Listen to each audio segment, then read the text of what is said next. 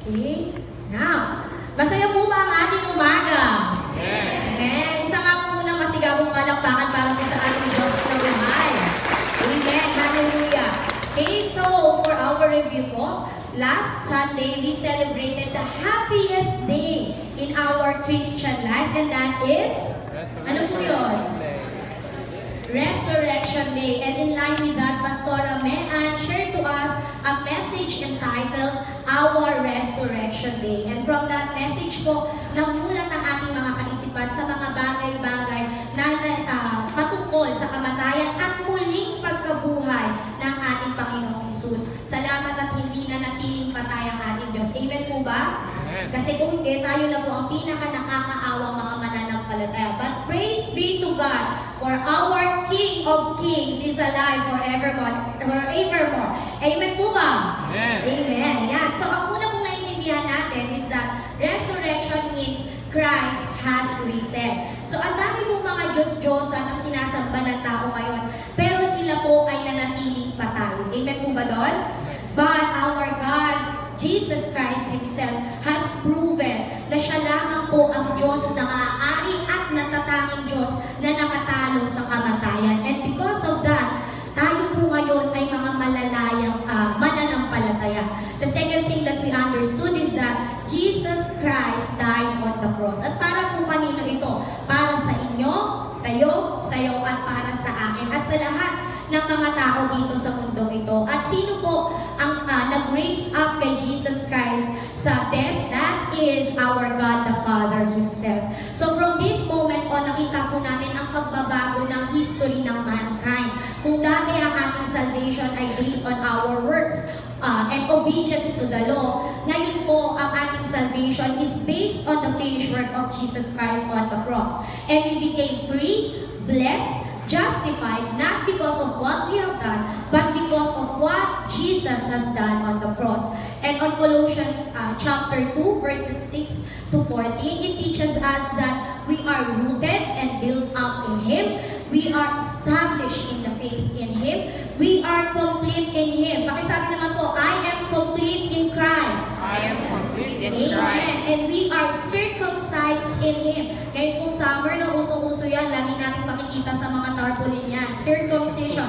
But the Bible is not pertaining to the circumcision of the flesh. Okay? Yung removal lang ng foreskin. Actually, the Bible is teaching us about the circumcision of the heart. Ano pong ibig sabihin nito? It is putting off the body of sin. Yung pagkakahubad ng makasalanan nating flesh. Praise be to God dahil in Christ we are circumcised. And we also learned that we are buried with Him in baptism. We are raised with Him in baptism. Kaya naman po, congratulations sa mga nagpa-water baptized na, because you already answered the call of God.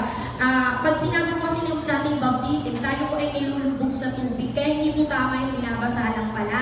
Dapat nilulubog, because that is a symbolism that we die with Him, and kaya po tayo inaangat o inaahon sa tubig, because that symbolizes that we are raised with Him in baptism, and that paved the way for us to be alive with Him forevermore. But we have to understand na hindi lahat ng Kristiyano may tamang kaisipan po pagdating sa baptism, no? But we are Christians. Amen po ba? Amen. And we are followers of Jesus Christ. So kaya po tayo tinawag na Christian, we follow the footsteps of Jesus. So therefore, if Jesus Christ Himself was water baptized, definitely we have to imitate that. Amen? Sabihin nga po natin, we imitate Christ. Nung nagpabaptize po si Jesus, nakita po natin that it was His act of obedience to the Father, and also God approved of it, and we saw the working of the Holy Spirit when Jesus Christ was baptized. So tayo din po as followers of Jesus Christ, it's good to be water baptized. But baptism alone does not save us. It is believing on the finished work of Jesus Christ ang nakakapag-save sa atin sa mga bagay-bagay na patungkol sa ating salvation. If you are a believer and not yet baptized, you are still saved. But we have to understand that baptism is our response. Sabihin nga po natin, response. Okay? And our outward testimony that we are followers of Jesus Christ. And we also learned last Sunday that there are 8 effects of baptism. Number 1, you died with Him. You are declaring that your body of sin is done away with. So hindi na po tayo nakokontrol ng ating makasalanang flesh. You are no longer slave to sin. You are freed from sin. You live with Him, and you are dead to sin. You are alive to God, and sin shall not have dominion over you. Through water baptism or the baptism of the Holy Spirit, or kahit ano pang baptism ang gawin sa atin dito sa ating church, we are not trying to get into Christ kasi na kay Kristo na po tayo. But we get baptized because we are already in Christ, and this is our mere response or answer to God from our good conscience. We are children of God, and we belong to the family of Christ. Okay? Since the sin has been dealt with by the blood of Jesus Christ, it has been taken away by the Lamb of God, who can take away the sin of the world by how? By the perfect work of Jesus Christ on the cross of Calvary. So now we encourage you to get water baptized. So meron po tayong water baptism. Open po yan sa lahat.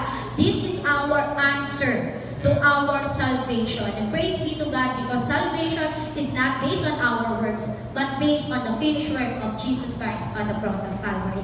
For more revelation of God's Word, help me welcome the ministry of Pastora Mehan Boon. Yeah.